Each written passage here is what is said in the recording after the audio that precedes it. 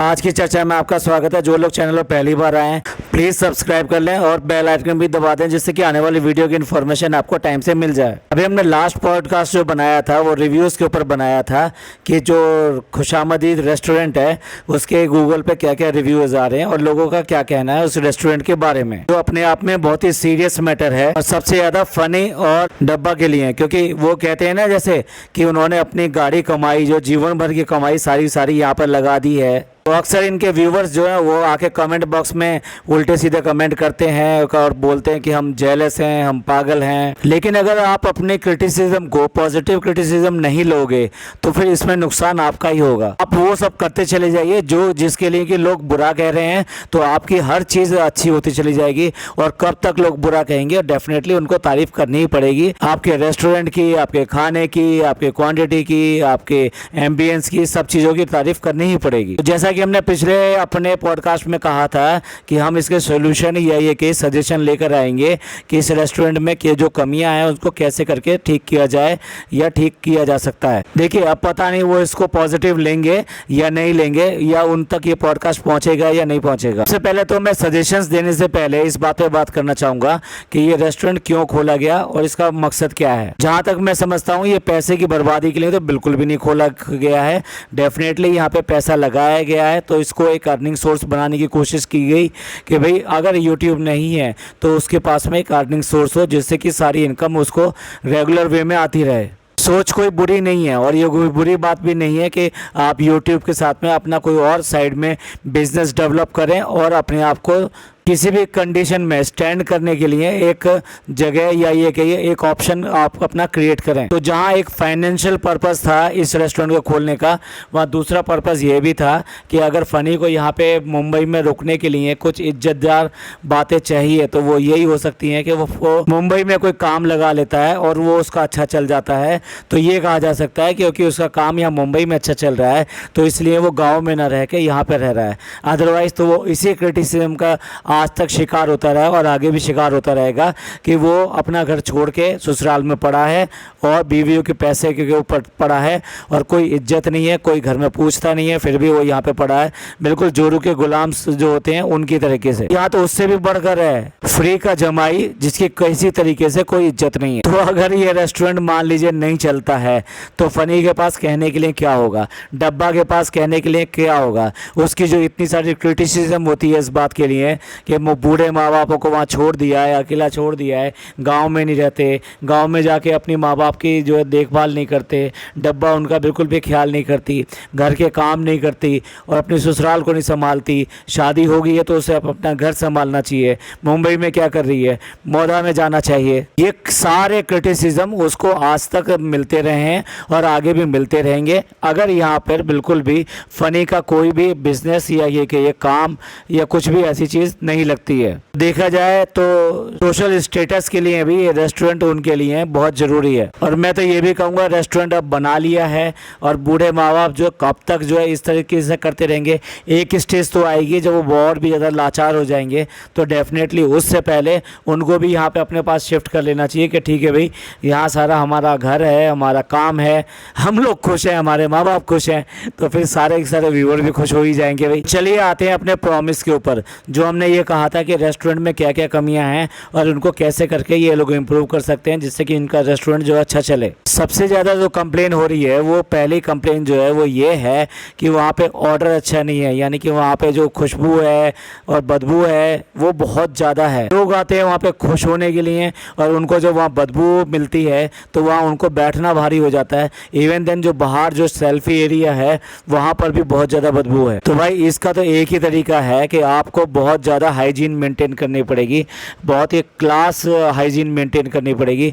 देखिए, जब non veg यहाँ यूज़ होता है तो बहुत सारा जो गोश्त होता है वो प्रोसेस में रहता है और बहुत सारा स्टोर करके रखा जाता है। तो अगर उनकी स्टोरेज कंडीशन सही नहीं होगी, उनकी प्रोसेसिंग कंडीशन सही नहीं होगी, उसमें जितना हो सके वो उनकी वॉशिंग वगैरह, जब जितना भी गोश्त आता है उसकी बहुत अच्छी वॉशिंग की जाती है।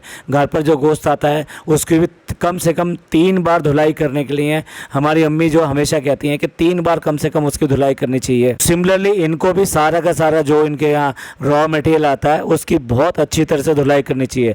नॉट ओनली गोश्त, उसके अलावा भी जो वेजिटेबल्स बाकी सब चीज़ें आती हैं उनकी भी 2 से 3 बार अच्छी तरीके से वॉशिंग करके और उसके बाद में डीप फ्रीजर जो होता है उसमें वो रख देनी चाहिए, या फिर कुक करने के लिए जितना निकालना है वो निकाल के कुक करना चाहिए। और यही नहीं कि जो आया है रॉ मटेरियल उसको आपने प्रॉपरली वॉश कर लिया और प्रॉपरली रख दिया, बल्कि जिस जगह रखा जाता है, जो फ्रिज है, जो डीप फ्रीज़र है, इन सब की भी सफाई की बहुत ज़रूरत होती है। ऐसा नहीं है कि आप डेली की डेली उन चीज़ों को वहाँ रखते चले जाएं और उसके बाद में उसको साफ़ ना करें। उसको एक फ्रिक्वेंसी के तहत जो है डीप फ्रीज़र और इन सब की भी क्लीनिंग लगातार करानी पड़ती है। दूसरा, आपको फ्रीजिंग के लिए 2 तरह के सेक्शन रखने होंगे। एक सेक्शन जो कि रॉ का होगा, यानी कि जितने भी रॉ मीट है उसका अलग सेक्शन, जितने वेजिटेबल्स हैं उनका अलग सेक्शन, और इसके अलावा जो बचा हुआ या हाफ कुक जो आपका फूड होता है उसको बिल्कुल अलग रखना पड़ेगा, क्योंकि हाफ कुक जो फूड होता है वो अपनी अलग तरीके की स्मेल देते हैं। अगर वो स्मेल दूसरी चीज़ों में आनी शुरू हो जाए तो आपको जो खाना मिलता है उसमें खाने की खुशबू कम और दूसरी चीज़ की खुशबू ज़्यादा आती है। कि आपने भी देखा होगा कि अगर रात को खाना फ्रिज के अंदर आप रख देते हैं और वो खुला रख देते हैं तो सुबह या दूसरे दिन जब वो खाना खाते हैं तो उसमें एक और अजीब तरीके की स्मेल आती है, जो बेसिकली फ्रिज के अंदर पड़ी हुई जो चीज़ें होती हैं उनका स्मेल उसमें आना शुरू हो जाता है। इसके अलावा जो ड्रेनेज सिस्टम होता है, जहाँ वॉशिंग एरिया होता है, जहाँ आप अपने सारे बर्तन डिशेस ये सब वॉश करते हैं, उसकी क्लीनलीनेस होना, उसमें वाटर का प्रॉपर फ्लो होना, उसमें वाटर का ब्लॉगिंग नहीं होना, यानी कि पानी किसी भी तरीके से इकट्ठा ना हो, ये करना बहुत ज़रूरी होता है। सिमिलरली बहुत सारा वेस्ट आपके फूड मिलता है, यानी जो लोग रेस्टोरेंट में आते हैं वो काफ़ी सारा फूड जो है थोड़ा थोड़ा करके छोड़ जाते हैं, जो बेसिकली आपको कंट्रोल करना होता है। तो उसको आप कैसे रखते हो, उसको किस तरह के स्टोरेज यूज़ करते हो, क्योंकि उससे जो है स्मेल बहुत ज़्यादा आती है। और दूसरा, क्या वो डेली के डेली वो क्लीन किया जाता है या नहीं किया जाता, या फिर 2 या 3 या 4 दिन का जब हो जाता है उसके बाद में वो बाहर फेंका जाता है, वो बाहर निकाला जाता है। ये कुछ एरिया लगे जहाँ पे कि आपको कंसंट्रेट करना चाहिए, जिससे कि वहाँ पे जो ऑर्डर स्मेल जो चीज़ है वो वहाँ पे बेटर रहे और आपका फ्रेग्रेंस यानी वहाँ पे खुशबू जो है वो बिखरी रहे, जिससे कि लोग आएँ तो उनको इन सब चीज़ों की बदबुओं की स्मेल ना आए और उनको एक अच्छा वातावरण वहाँ पर मिले। दूसरा पॉइंट हम टच करेंगे क्लीनलीनेस के ऊपर, यानी कि वहाँ पर हाइजीन के साथ साथ क्लीनलीनेस कैसे मेंटेन की जा रही है। देखिए, ऐसा होता है कि जहाँ पर लोगों को आना जाना ज़्यादा होता है तो वहाँ की जो क्लीनिंग होती है ना वो थोड़ी सी डीप क्लीनिंग करनी पड़ती है। और डीप क्लीनिंग का मतलब ये नहीं होता कि कई घंटे तक आप सफाई करें तब वो सफाई होगी। कुछ डिफरेंट टाइप के केमिकल्स आते हैं जो कि क्लीनिंग में यूज़ होते हैं।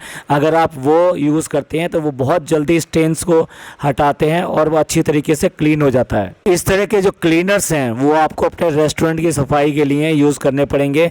जितने सोफ़ा टेबल, उनके under the table, under the sofa, ये सारी चीज़ें क्लीनलीनेस आपको करनी पड़ेगी। डेली की वहाँ पे वॉशिंग करना बहुत ज़रूरी है। अपने सोफ़े और इन सब को मेंटेन करने के लिए आप दूसरे टूल्स भी यूज़ कर सकते हैं जो इजीली उसको ड्राई क्लीन कर देते हैं।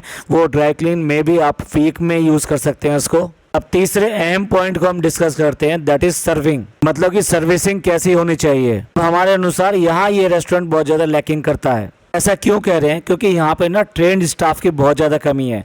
जितना भी वेटर स्टाफ लिया गया है वो सारा मौधा की वो टीम उठा कर ले आया है और यहाँ पर उनको रेस्टोरेंट में वेटर बना दिया है। वही लोग जो ऑर्डर ले रहे हैं वही सर्विसिंग कर रहे हैं और उनमें से कुछ क्लीनिंग पे भी लगे हुए होंगे, जो कि डेली जब ये खाने के बाद में जो टेबल्स हैं टेबल्स की क्लीनिंग करना, यानी जब कस्टमर चला जाता है तो फटाफट उस टेबल को तैयार करना नेक्स्ट कस्टमर के लिए। और बात रही उनकी इंग्लिश की, तो उनको इंग्लिश और ये सब चीज़ें तो बिल्कुल भी आती नहीं होंगी।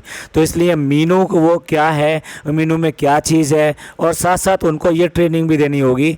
यानी यहाँ पर ट्रेनिंग का तो बहुत बड़ा रोल है इसके अंदर।